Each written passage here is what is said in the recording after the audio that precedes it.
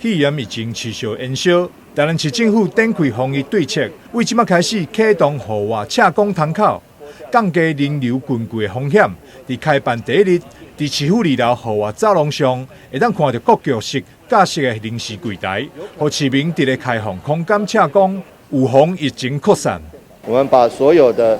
这个局处跟民众有接触的都这个找到这边来，那避免这个民众有时候洽公的民众在里面趴走，可能会造成办公区的沦陷。因为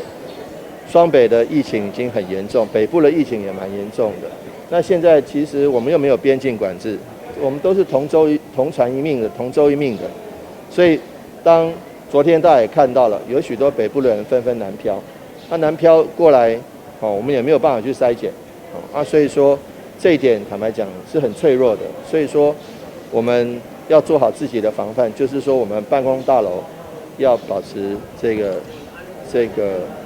清楚，就是说不希望说造成任何的疑虑。目前台南市已经进入第3级防疫警戒，市府为了卖中断市民服务，特别开办户外车公，其中包含经发局、公务局、民政局等12个柜台。一方面会当统一将车公零条集中伫咧特定区域，另外一方面，伫开放式的户外，空气嘛较流通，降低感染的风险，也好袂少民众真肯定市府的防疫作为。安尼正确啊！这防护的第一层啊，我靠，办较袂喂来喂去。这一些洽公人员这样的话也是多一层的防护，这是一个